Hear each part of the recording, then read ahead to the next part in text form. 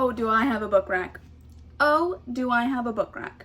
Okay, this is probably on everybody's radar, so like, I'm gonna be like, I got a book rack, and everyone's like, yeah, baby, we already got that on our TBRs, and I'll be like, I know, but this will help you put it higher on your TBR. I don't know. Let me just say, okay, first of all, my bangs.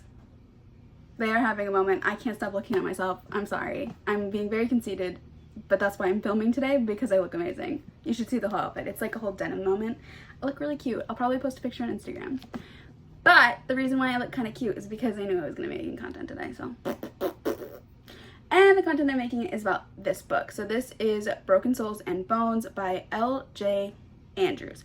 And before I get onto my glowing, ravey review, I want to say that when I picked this book up, I was really excited because it sounds super interesting. I actually did have it pre-ordered, but then I ended up getting a copy from the publishers, and so I canceled my pre-order because I got it for free. So I did get it from I did get it sent to me, but that's not going to hinder my review in any way because they just send stuff to me. I don't agree to say anything. I don't get paid to say anything. I just say whatever I want or feel however I want. And if I didn't like a book, then I just would only post like a review on like Goodreads or whatever. Like I just wouldn't talk about it because that's the best thing I can do. If I don't like something, the best thing I can do is to stay silent on the matter. As somebody with like, if I don't want people to read, if I don't think a book is good and I don't want people to read it, then I'm just not going to talk about it because I've been influenced by bad reviews. That's what people don't realize. I get influenced by bad reviews. Bad reviews make me want to read a book. Why am I talking about bad reviews when I'm going to be talking about a great review? Oh, what I'm just trying to say is that just because it was sent to me doesn't mean that. It doesn't mean anything. It doesn't mean I'm going to read it. It doesn't mean I'm going to like it and I'm going to say however I feel about it. I'm feeling sassy today. Wow. That came off way more aggressive than I wanted to. Okay, the first thing I want to say is that I've actually tried to read this author beforehand. I've always been interested in their books, and I tried to read The Ever King, and I stopped reading it. I softly DNF'd it. I just put it down, put it away. And I did it because, not because it was a bad book, not because I didn't like the writing, but it was for two reasons. Number one, I did not know that The Ever King is a spin-off series to this particular author's like bigger series. And so there was a lot of like fan service that was put in there, which is great when you are already a fan, but when you're not already a fan, it actually comes off a little bit frustrating. Because they're like trying to be cheeky and you know they're being cheeky, but you're like, why the fuck do I care? And it's almost like it almost hinders the story for you, right? As a new reader. And so that was one reason. And the second reason is kind of petty, but I don't like when there's a hat on top of a hat on top of a hat. So to explain what I mean by that is it was Fae, Viking, pirates. Like, it's just too many things. It's too many things. And I'm sorry to say that. I read a book by an author that I knew when I was reading it. Like, it was just chaos and smut. Like, that's all that it was. And that's all I wanted it to be. But the MMC was a vampire, a witch, a pirate, and a priest. Like, all of these things and more, but I don't remember them all, right? Okay, so it was just like, when I read it, I was just like, oh, and it's like, when it becomes too much, you lose, like, at least for me, I don't know if this is anybody else, please tell me if it's just me, then tell me it's just me, but if it's you, also please tell me, because I feel like I'm like a little bit alone in this aisle. But like, when you put too many hats on, you look silly. Like, it just becomes silly and like meaningless and pointless. And that's why I softly DNF'd the other book by this author. But they were being trad pubbed, and it was like a new series, a new thing, and it just sounded really interesting. And so I was like, you know what, it's new, so the other things won't bother me. Like, the other things, if there's a hat on top of a hat, then I'm gonna prepare myself going forward. So when I read this book, I kind of went in like tiptoeing. I didn't tab, I didn't really annotate. I was just coming in for the vibes, coming in for the fun.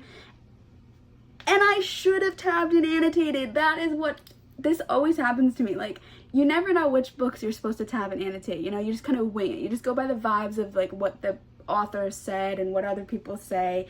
And this is a book I kind of wish I had tabbed and annotated, because the foreshadowing game, I was over here playing like backyard badminton.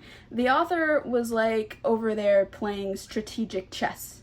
Like, that's what was happening, and I was unprepared for it. And like, it's, there's one thing that I love more than anything, more than a spicy sci-fi with, like, spicy sci-fis are my favorite thing. Spicy, like, space operas, not like just like sci-fi alien smut. Like, there's a whole different genre. This is beside the point. I'm all over the place today, and I'm sorry, but this is the vibes of who I am. Like, the one thing I love more than that is a book with just like really fun foreshadowing and like a puzzle for your brain. And I like finding the puzzles. Some people don't like finding the puzzles, and they like to just be like taken away with the plot, and I love that for them. That's always good. You know, a fun plot twist is excellent. But I love when an author can foreshadow something but not make it obvious, but still leaving the breadcrumbs, still leaving the trail. And that's kind of what happened with this book. And I got like a little over halfway, and I had a thought, and I was like, but I don't understand. I don't know how it's right, but it feels right, but I don't know how it's right. And then like, I got like 75% in, and I was like, no, I need to like go back and take some notes. And so I got my pen out, I flipped back through, circled some things, tied some thoughts together that I had remembered throughout the plot and throughout the book, and then like I made a bunch of notes to break down this like kind of theory that I had. And if you were on my Instagram, you would have seen it, me kind of having these thoughts. And it could have gone three ways, and I was really pleasantly surprised on how it was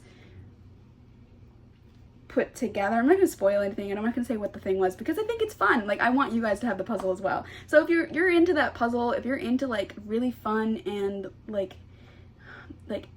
really complex but still tangible magic systems, plots, and world building, like the structure of a book, this is, I really think this will surprise you, in my opinion, because that's what I really love. And I just like when I have that and a spicy treat on the side. Like, I want the spicy treat on the side, but I don't want to lose the complex plot and the foreshadowing and the, you know, everything. And sometimes it's really hard to find something that can blend those things together seamlessly, and I think that this book did it. So let me tell you about what the book is about. So it's about Lyra, who has been hiding her whole life. I know, it sounds kind of cliche, but I actually kind of appreciate the why of she was hiding. She's been hiding her whole life, and she has never touched her magic, because once you touch it, it awakens. And so she's just been trying not to awaken it and just to keep her head down and just but of course that doesn't last, and she's found, and because she was hiding, this particular magic is always meant to be in service of the king, and that is like against the law for whatever reason. Everybody else can choose what they do with their magic, it's just these people who can't, which is kind of weird, and it's kind of explained, but I think it's a little yada yada.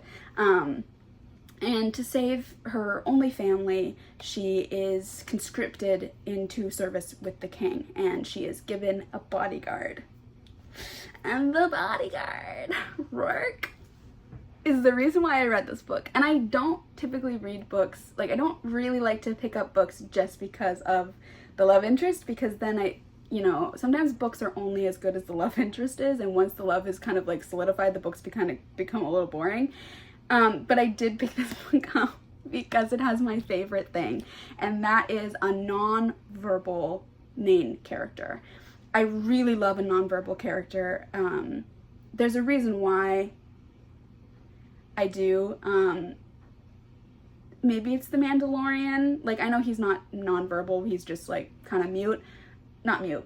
No, I mean, like, you know, he doesn't like to talk a lot, but like there's something about a character who, again, I'm not trying to like keep dragging other books and other things into me talking about why I like this book, but I feel like a lot of the times, a break for the dog.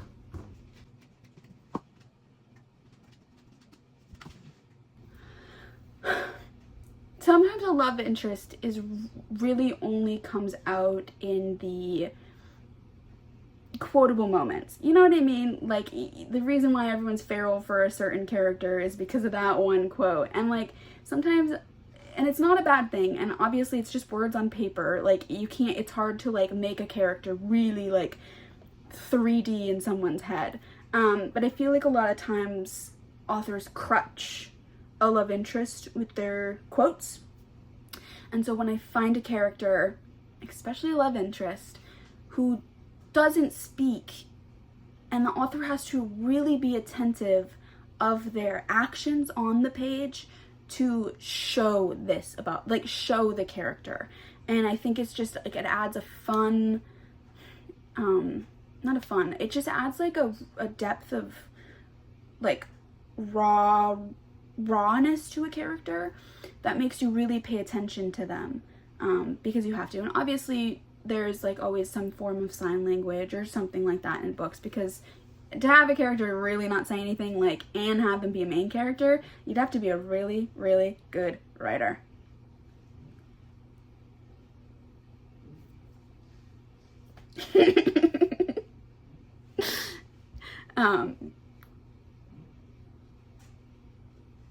If I was to write a book, I would have a character who didn't talk. I would actually have 2 characters who didn't talk. And it would be an action book. And there would be romance.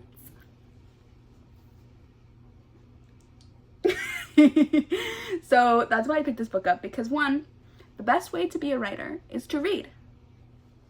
Hello? Practice, learning, trials, inspiration. These are things that are important. And I was pleasantly surprised. Loved it. Loved this character. Loved the way the author wrote the nonverbal. Loved the way that that he communicates in the world and still commands respect and people listen. Like, that's the important part, is when you have a character who can't talk, as to how people listen to them. One of my favorite, like, it was like such a jaw-dropping moment for me, was when I was reading the Witchwalker series. And if you don't know this about the Witchwalker series, and if you follow me and you still haven't read the Witchwalker series, stop this video, go buy the book and read it. Because everything I am, and every book I read, I'm always gonna be thinking right back to the Witchwalker series. Okay? Everything that I ever loved is in that series. But the female main character, she's nonverbal, and there's a moment with her old love interest, her old paramour, and they're arguing, and she's signing, and he puts her hands together to shut her up. And it's like, not like in an aggressive shut up, but it's just like, he like silences her with her hands. And I remember reading that, and I was,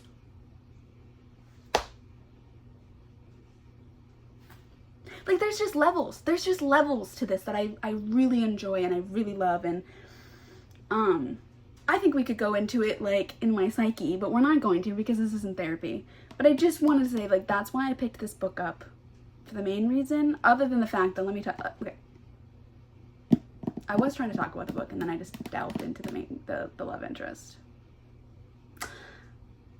This book, I'm just gonna segue, I'm gonna hard segue, just pivot straight left. Left.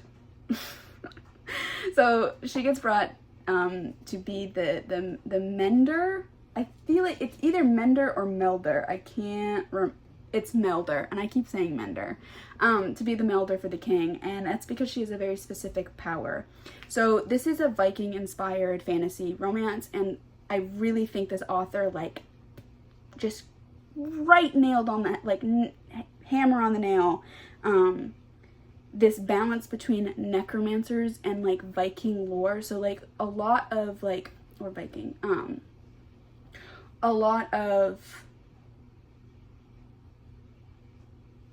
Norse mythology is and like their afterlife is about the souls, and like the soul, the character of someone's soul being deemed worthy to go to Valhalla. And like they have like the Valkyries who reap the souls and bring them to Valhalla. So like the soul part is really important to Norse mythology and to like the Viking culture. And this particular like this unique take on necromancy has to do with the soul that is left in bones and how she can meld those bones to people, like bodywork kind of thing, and they are able to absorb the strength of that soul and kind of get like a boost or whatever. And I just think that magic system is such a unique take on it, while still staying in the lane of Vikings, which again, I'm so surprised by this because I just wasn't expecting it. And I think that's the best thing about when you're reading a book, is when you're not expecting something great and great just comes through. So that's the magic system, and that's kind of the plot of the book. Is she is slowly uncovering what the king wants to do with her magic and the cost of her magic and what it means to do what she does. And she never wants to do it, but again, she's kind of like coerced and forced into it, and she just has to balance that as she goes along. And there's more to the plot, and there's, you know, more strings and stuff like that, but I think it's just best to go in kind of blind. But as it goes for a bodyguard romance, I think it's very well balanced of her needing a bodyguard, but also her being like learning to be a badass. And that kind of like coming together, that forced proximity as well, just comes through really, really good. And I really loved this book for so many reasons. And I don't know if it's just because like it has everything that I love in a book and I just loved it, or if it really, like, I'm so easily like, did I gaslight myself into loving this book and giving it 5 stars? But I'm just here for a fun time, you know? I'm just here for the good time vibes. I'm not here to be like a serious critic. And I loved it, and I wanted to make a review on it of just me being like, yeah, I loved it, and here's why I loved it. And there you go. It's because I love a nonverbal main character, and I thought the romance was really good, and the spice was really good. It's spicy and explicit without being like gratuitous. And there is like, it was good. The spice was good, and I liked it, and I'm really, really excited for the next book because there's stuff that happened, and I'm excited to see how it keeps tying together. I don't know when the next book is. I don't know if it's a trilogy. I don't know if it's a duology. This author does a lot of duologies, but she does have one like pretty big series, so I don't know how that's gonna go. Yeah, so there you go. Highly recommend. Highly recommend. There's one comparison that I would love to make, like, about the MMC, but I'm not gonna do it because I feel like it's like it would instantly spoil somebody who's like pretty deep in a certain other universe. So I won't say what it is, but it's one of my favorite characters. I'll just say that. Okay, have fun. My goodness.